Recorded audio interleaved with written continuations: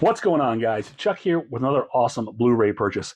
What I got today is a new VSU release from Vinegar Syndrome, one that was kind of a shock to everybody when they announced this because it's not what they were expecting. Of course, I'm talking about 1985's Explorers from Joe Dante. Now, the hoopla, I guess you say, before this release, when they put out their teases, everyone assumed that this was going to be Masters of the Universe 4K because that had been announced that someone was doing it. And everyone just assumed, it, for whatever reason, I'm not quite sure why, what hints were dropped, I don't know, but everyone is, oh yeah, Vinegar Syndrome was putting out Master Universe in 4K. We're excited, we can't wait for this announcement, blah, blah, blah. And then when this popped up, everyone was like, huh, what happened to Master Universe? So there you go. Never trust the rumor and innuendo. Now, we do know, of course, that Master Universe 4K is being released from a new brand from Arrow called Toy Robot. So that was just announced. So there you go. Again, speculation is speculation. But Vinegar Syndrome took this 1985, dare I say, cult classic from Joe Dante and made this fantastic VSU release for this film. Now, the last time this was released that I recall was the Shout Factory Blu-ray, which was really good. And this one kind of one-ups a little bit. Obviously, it's 4K, but actually add something new to it as well. So let's just talk about Explorers, first of all. I won't get into details. I'm sure most of you have seen it if you're watching this. But, what I remember about it, again, this is 1985, so I was 10 years old when this came out. I know I didn't see it in theaters. I had to see it on cable, which is where this film got its, second life, if you will. And it's funny because I was not aware of all the production issues with this film until the Scream Factory. That's when, honestly, at release. This was a film that the studio kind of pressured into getting released by July of '85 when they rushed it into production and rushed the finishing of it. They got to the point where they just had Dante to stop doing everything, stop editing, whatever, just release it. We got to get it out there. Which to this day you can tell so bothers Joe Dante by this film. I feel disappointed because the film was never completed, honestly. But I never knew all that. And of course, it didn't do very well. When it was released, I think, a day or two, somewhere around the time of the Live Aid concert, which was a live feed, and was a big thing. And then not long after this was released, also Back to the Future came out. So Explorers totally got lost in the hubbub of all that going on, and it really, in my mind, didn't find a second life until cable and home video release. Like I said, this cable's where I saw this first, and it's a film that speaks very highly to my childhood, as so many of these great '80s films do. And all my friends saw it. We all watched it. We thought, that's really cool. Three kids, and they feel like real kids that I grew up with. They're, maybe not quite as, nerdy as Wolfgang, River Phoenix, but still, you had, this kids doing kids things, just that felt natural, felt real. And, as a kid, you could relate to these characters a lot. And that's something a lot of '80s films had, the kids were a huge focus on these films and these light adventures, or sometimes not light. Looking back now, there's some of these things that have very dark undertones, but they involve kids, and I think that's what made the appeal to them so much better, because the kids could, relate to them, and that's what Explorers was. I mean, what at the kid age wouldn't think how cool it would be to get with your friends and build a spaceship and fly around and go into outer space or do whatever. Especially at that time, it was just it spoke to a lot of us then. And it goes back to what I've said before. I go back to the last Joe Dante film I talked about, Inner Space. It's a film I don't think you could really make today. One, because no one wants to take a chance on something so fantastical and crazy. I think it's, it doesn't involve with some kind of, unless it was a young adult series, or something like that, maybe they would. But I don't think you can do that. Plus, no one wants to admit that boys were creepy little pervs. And I forgot about that too, watching this. You have Ethan Hawke's character who's, you he has a crush on a girl. He just wants to peek in her bedroom window just one time, and he uses, as most pervy kids do, they get technology they're going to use it to pervert advantages. Nothing extreme. It's played for cute, funny laughs. Of course, now that would not be played for laughs, and it would be a whole thing. Like I said, things like this can't be played today. I mean, you can take it out still, but regardless of that, I don't think anyone will take a chance on a kid's adventure film and think it would make money. And nowadays, it probably wouldn't, because of what we have. The attention is drawn away, as opposed to, like, I think someone on the documentary mentioned, time we had it on VHS. I think it might have been the writer. It was there. You could take it and you watch it over and over. You didn't have all the option to flip around. If you got bored, just here it was and you saw it. That's how it was with us. And it's going back to finding out the troubles of the film, that it was an incomplete film. Was something, because I had no problem with it as a kid. I enjoyed it. Granted, I wasn't looking at a critical eye at 10 years, 11 years old. And even now, just rewatching it, my God, it was just fun. And I miss just fun movies like that. They just don't, as I say, just don't make them like they used to. And that makes me sound really old, but it's a truth. But yeah, finding out the history of explorers is pretty fascinating, and makes you wonder what could have happened if Joe Dante had been given more time to, edit. Because I guess originally had like a 3.5 hour initial cut, and also so much stuff he trimmed out. And I haven't looked at all the deleted scenes on here. And I think I might have been on the Blu-ray. If I looked at those too, if it's been a while since I've seen them, I don't know. Or the Shop Factory Blu-ray. But it would be interesting if you could see what he would really have intended to show if it hadn't been for the studio interference. But nonetheless, we do have Explorers in 4K in this beautiful, beautiful VSU packaging from Vinegar Syndrome. Again, one of my absolute favorite labels.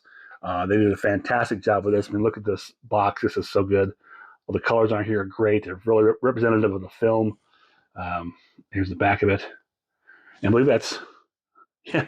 Oh my God, why am I drawing a blank? Dick Miller. Yeah. Joe Dante, Stand By Dick Miller. Always great. Another thing it's funny watching this, because I think what's great about it is you have Joe Dante directing, you've got the Rob Bottin special effects in here, and these are all practical effects. And it's so good. The aliens, which is blows my mind, actors in makeup and suits, especially Robert Ricardo, who plays the main alien. Was it Whack? I think his name was, and then the father one. And listen to stories with all the makeup and appliances they had about it. It's just crazy. And the thing that was all Robert Ricardo. It's just great, and it still looks good. The fact it's a physical person on set in costume interacting with the kid actors, who I should also point out, you have River Phoenix, Ethan Hawke in their very first feature films, doing a fantastic job. Ethan Hawke had never acted before at all, according to their Joe Dante, and River Phoenix only did a few things here and there, but you could see the talent, especially River Phoenix. And it's again a shame of he went away, or he passed away so early. He just, because he was basically could have been like a Leonardo DiCaprio, what he's become. That's kind of River Phoenix was kind of heading that way. But yeah, and in the look of the film, actually a lot of it, especially the third act of it, reminds me a lot of Joe Dante's section of Twilight Zone the movie, with the crazy, the Tasmanian Devil, those visual effects. And I think Rob Bottin might have worked on that too, but it shows. It does. You got a great score by Jerry Goldsmith, who is, probably my second favorite film composer behind, obviously, John Williams. But Goldsmith's score is so good. And a lot of times it harkens back. You can hear hints of Star Trek motion picture score in there, just the way it kind of, reminiscent of that, I should say. That, again, space, exploring, all that, it's a great score. But back to this. So we've got typical VSU, and it has the magnetic flap. We're going to open it up, and here we go inside. Your ribbon. Pull this out, and inside, well, first of all, I'll show you the box. This has like the blueprints of the Thunder Road. And we have the slipcover, here's the back, pop it out. Here's this. The reverse artwork is this right here. So, and you've got 3 discs. So here up front actually is the Blu-ray of the films. Now, this also contains the theatrical cut and the home video version, which is like a version Joe Dante tried to put out, kind of make up a bit for what he did theatrical, what he wasn't happy with. I mean, there's some scenes added, but both are on the Blu-ray cut.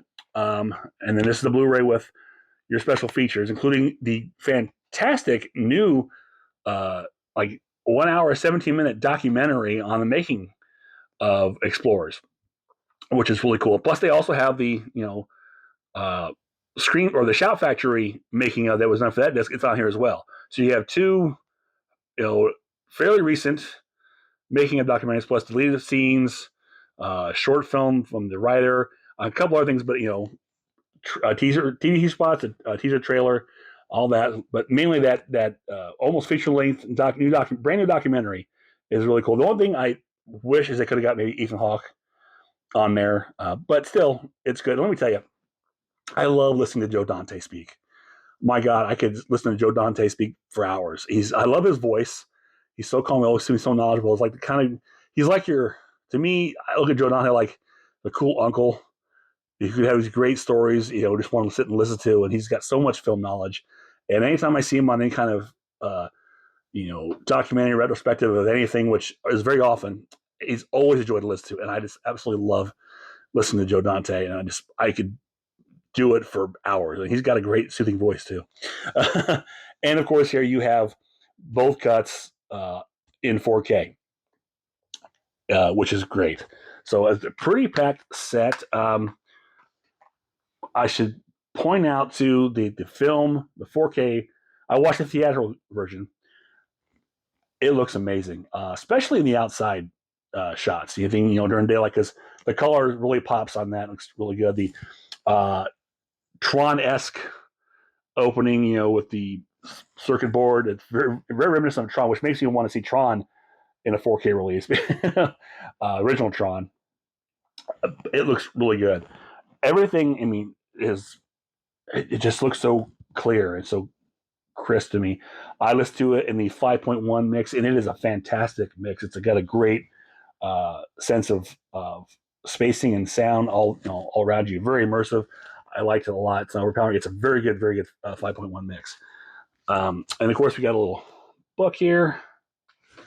Just your typical essays and whatnot. But again, another great VSU release, and from a film that no one was expecting to get. But I think once you get this, you'll be happy to, especially if it's, speaks to your childhood as much as it does mine. So watching this again, this reminds me of what it was like at that time as a kid and how much fun the movie is. And it's nice to feel that again, especially, in my old age. And it reminds you of a time when they were afraid to just make movies like this. And that also gives you hope that, the movies, while it didn't do well theatrically, was able to get a second life because of, cable or, home video, which, is something that I've talked about before is, kind of a lost art. In some films, I mean, it's there somewhat, but I don't think it's quite like it used to be, which is a shame. But nonetheless, this 4K of Explorers is excellent. Highly recommended. If this is still available, grab it. You won't be disappointed. All the features that were on the Shout Factory edition poured over here, so you're not missing anything. Again, you've got the great, almost feature-length documentary, brand new documentary, which is fantastic. The movie looks great. You've got 2 versions of the film, both in 4K. It's great. It's just, what more could anyone ask? I'm sure a lot more, honestly, but for what you got, not bad. So there it is, Explorers. That is it for this one. If you enjoyed this, click thumbs up, share, subscribe, leave me a comment below. Let me know your thoughts. If you have any, childhood memories of Explorers, or whatever your thoughts may be, or just say hi. I'll always take hi. So until next time, this is Chuck saying I will see you on the other side.